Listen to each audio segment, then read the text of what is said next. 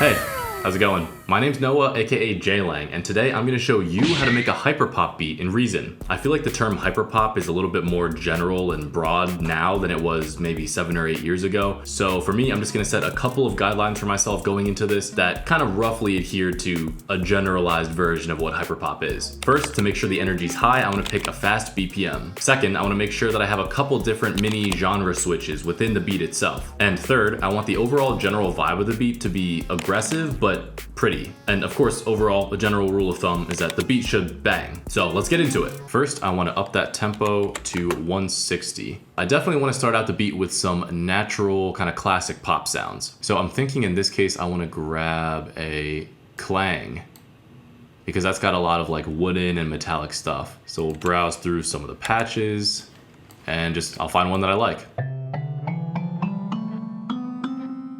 This one's pretty good. First, I want to record in a bass line because I think I want to build the melody around that.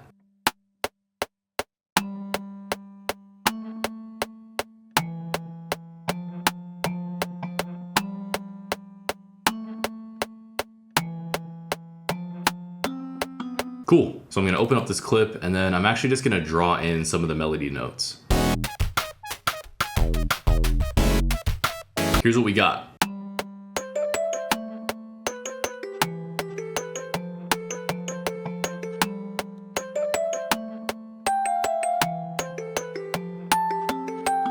I really like the melody, but it does feel a little bit static. However, there is actually a tool in Reason that I know of that I can use to solve this problem. I'm gonna go up here to the Players tab and then grab this Arpeggio Lab device and just drag it right onto that music box patch that we were using. So now when I play the exact same clip,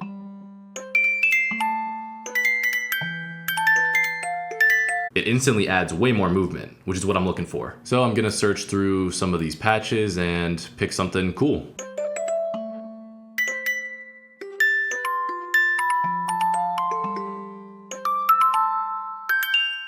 I like this Afro Poly 1 patch, and all I think I want to change is I'm going to make the rate based on the 8th note instead of the 8th note triplet.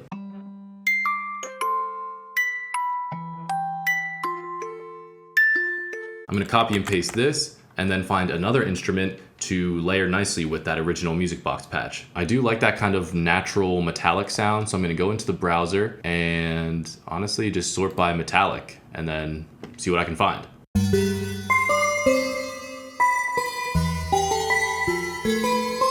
I really like that one.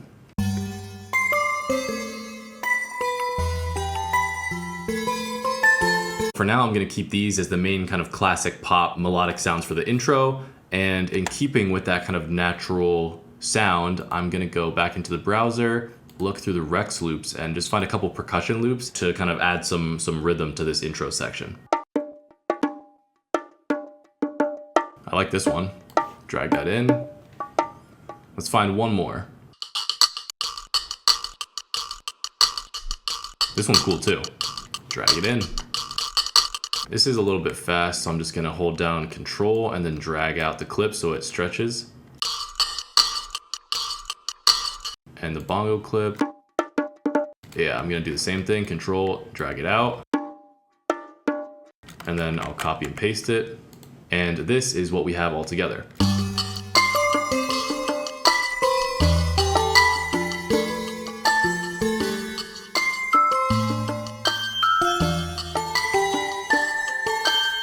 I'm happy with that. Now let's move on to that first mini genre switch. Basically, I'm thinking that there will be like a big drop right after this and it'll have like a huge synth bass. I'm picturing like trap drums and like a booming 808 as well. First things first, I want to find that big synth bass sound. Let's go back into the browser, instrument patches, synth, bass, and hard.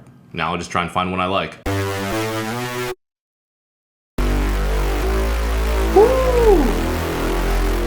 Let's record in that bass line.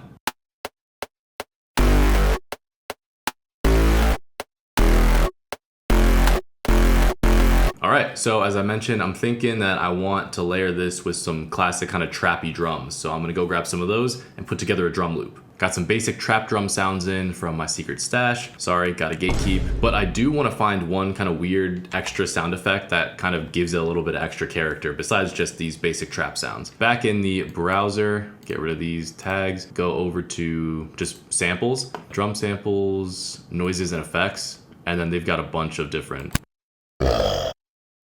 weird stuff in here. So I'm gonna try and find a sound that I like and add it in.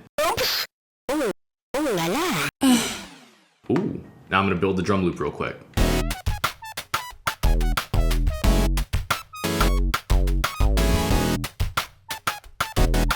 Now I'm just gonna grab an 808 and then duplicate the same bass line, make sure everything's layered up nicely, and then we'll have the full loop. Gotta gatekeep the 808, sorry. All right, made a couple little final tweaks to the loop, but here's what we got.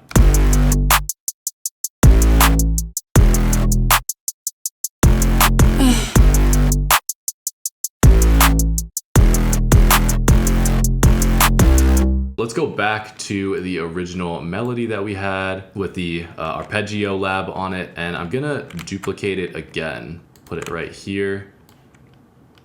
And this is where we'll keep the same melody for the drop section, this little switch up section, but I wanna make like 1 or 2 small tweaks to the actual, well, this sound itself. I wanna find a synth to replace the music box sound, but then I also wanna make a couple tweaks to the Afro Poly 1 patch. First, let's find a synth. I know that the Europa synth has a couple good patches. So we'll start here and sort for plucks.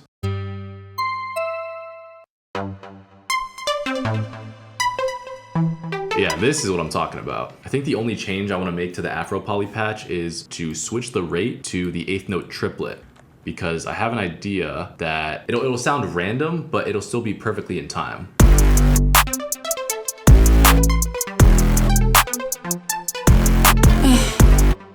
Yeah. All right, I like that. I want to make it a little bit bigger, so I'm just gonna add some distortion. I'm thinking like to really lean into that kind of like aggressively pretty thing.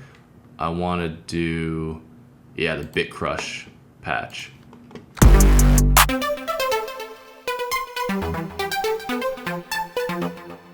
And then I'm gonna turn off the original delay and then add some Ripley space delay as well.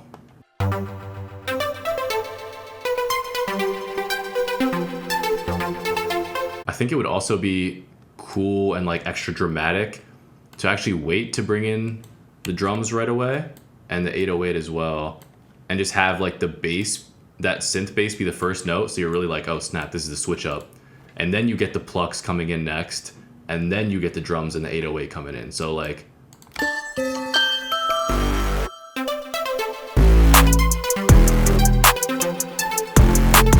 yeah, sick.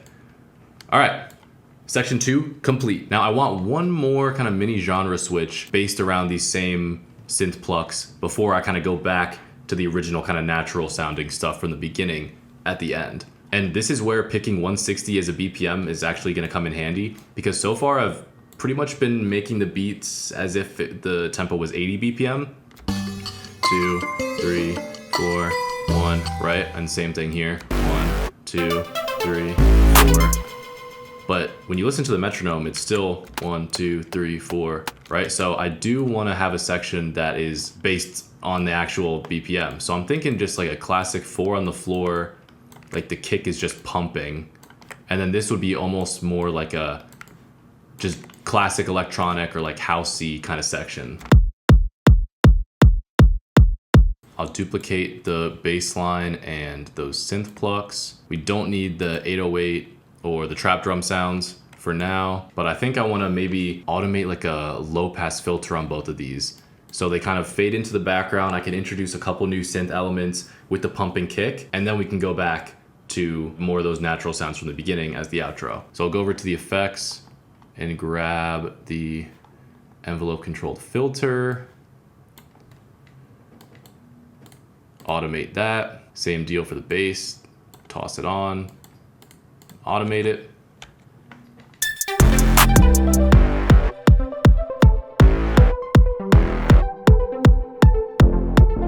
because this is much more of a high energy section, I want the synths to reflect that. So I want them to also be super high energy. So I'll grab a synth and choose rhythmic, find something from here.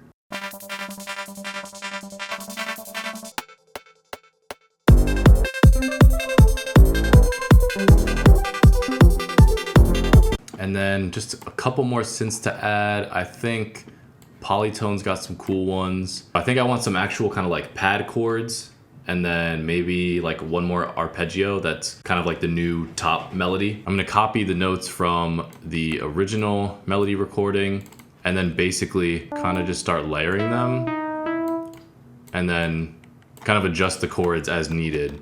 But I'm gonna do that and then come back with a new chord progression.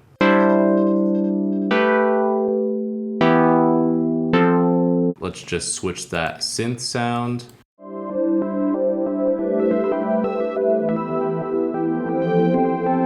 Super ambient and spacey, I like it. Duplicate this, go over to the player section, grab a dual arpeggio device, find a new patch real quick. I think I want a different arpeggio patch. Yeah, this one's a little bit cleaner. So when you hear all the new elements that we're gonna add in,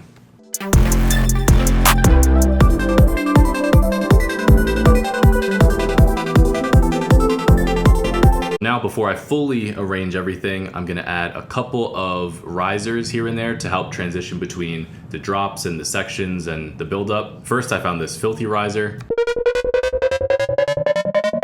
I will right click, bounce it in place, and then just drag it so that it's rising the whole time. I bounced out a couple other risers as well. I got this noise riser. And then I got this little effects sample from the browser, and then if I just drag over the fade in, it's a little riser as well. And then to transition between the trap drum section and the more electronic 4 on the floor section, I got this other effects sample. Then I automated the panning. As you can see in here, if you right click, you can edit the automation of the panning. And now with a little bit of arranging, mixing, and just generally cleaning up the sequencer, we got this.